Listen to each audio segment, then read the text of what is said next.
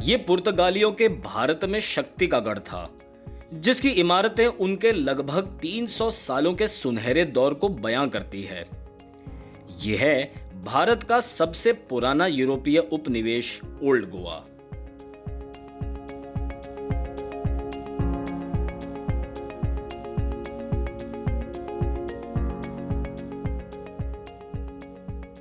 गोवा के वर्तमान राजधानी पंजिम से 13 किलोमीटर दूर ओल्ड गोवा का निर्माण 16वीं शताब्दी की शुरुआत में हुआ था। इसका इतिहास पुर्तगालियों के आगमन से भी पुराना है, जिसको उनके आने के 2 शताब्दियों बाद वीरान छोड़ा गया था। आइए आपको इससे जुड़े ऐतिहासिक पहलुओं से रूबरू कराते हैं।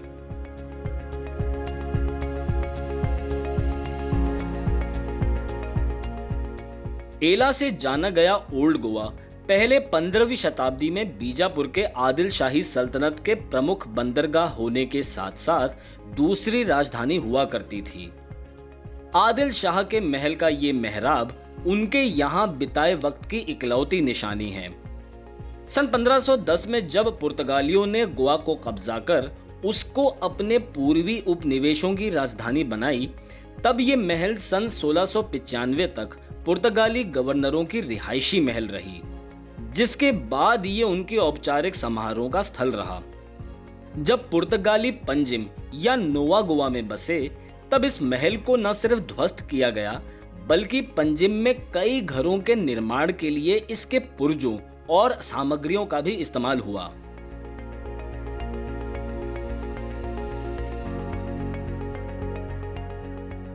पुर्तगालियों की राजधानी होने के साथ साथ ओल्ड गोवा ईसाई धर्म का भी मुख्य केंद्र था। जिन प्रमुख गिरजाघरों ने इनका प्रतिनिधित्व किया, उनमें से एक है बेसिलिका ऑफ बॉम जीसस। सन 1605 में निर्मित इस चर्च में सेंट फ्रांसिस जेवियर का पार्थिव शरीर मौजूद है। पूरब के संत से प्रख्यात सेंट फ्रांसिस भारत के पहले जेसुइट संत थे, जिन्होंने कई एशियाई देशों में ईसाई धर्म का प्रचार किया। इसी दौरान सन 1552 को चीन में उनकी मौत हुई, जिसके बाद उनका पार्थिव शरीर वापस गोवा लाकर बेसिलिका ऑफ बॉम जीसस में दफनाया गया था। माना जाता है कि उनका शरीर अभी भी उसी स्थिति में है जिसमें उनको दफनाया गया था।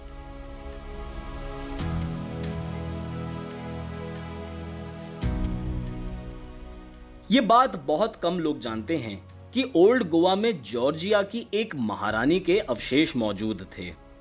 ये थी केतेवन, जो सन 1614 में अपने बच्चों के साथ फारस के राजा शाह अब्बास के पास बंदी बनकर रही थी। 1 दशक तक बंदी रहकर केतेवन के बच्चों को यातनाएं देकर मारा गया था। उसके बाद जब केतेवन को धर्मांतरण करके शाह अब्बास के हरम में दाखिल होने का न्योता मिला, तब उन्होंने इस बात को ठुकराया, जिसके कारण उनको भी मौत के घाट उतारा गया था।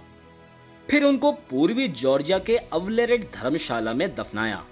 इससे उनको एक शहीद और संत की पदवी मिली। जब 18वीं शताब्दी में जॉर्जिया पर फारसियों के हमले होते गए, तब ऑगस्टीन समुदाय के कुछ पादरियों ने केतेवन के अवशेषों को गोवा लाकर सेंट ऑगस्टीन चर्च में दफनाया। 3 शताब्दियों के बाद सन 1970 से लेकर सन 2013 तक ओल्ड गोवा के भुलाए गए अतीत के पुनरुत्थान करने की फिराक में केतेवन के अवशेष न सिर्फ खोजे गए, बल्कि इनको सन 2021 में भारत सरकार ने जॉर्जियन सरकार को लौटाया।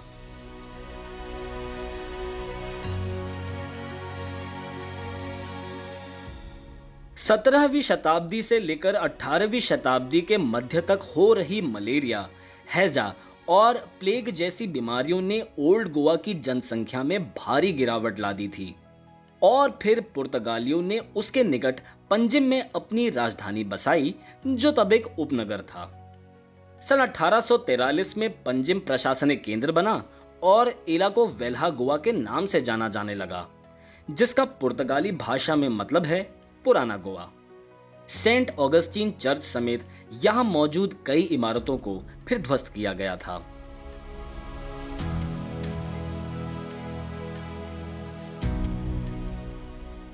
ओल्ड गोवा का नाम सबसे पहले सन 1960 के दशक में तब पड़ा जब ये एक कोंकणी धार्मिक मासिक मैगजीन के पते के तौर पर लिखा गया था और यहीं से ओल्ड गोवा के नाम का प्रचलन शुरू हुआ।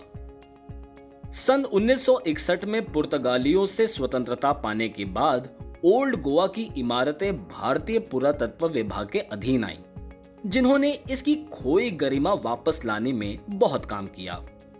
वहीं सन 1986 में churches and convents of Goa के अंतर्गत ओल्ड गोवा की इमारतों को यूनेस्को की विश्व धरोहर सूची में जगह मिली। सन 2009 में पुर्तगाल के सांस्कृतिक मंत्रालय की एक मुहिम के तहत पुर्तगाली विरासत का प्रतिनिधित्व करने वाले 7 इमारतों का चयन किया गया था, जिसमें भारत से गुजरात के दीव किले के साथ साथ ओल्ड गोवा के बेसिलिका ऑफ बॉम जीसस को भी शामिल किया गया था। इनका चुनाव इनकी खूबसूरती, सांस्कृतिक और ऐतिहासिक महत्वता के बोते पर हुआ। आज ओल्ड गोवा भारत और विदेश से आए सैलानियों को बीते अतीत की एक खूबसूरत दुनिया से रूबरू कराता है।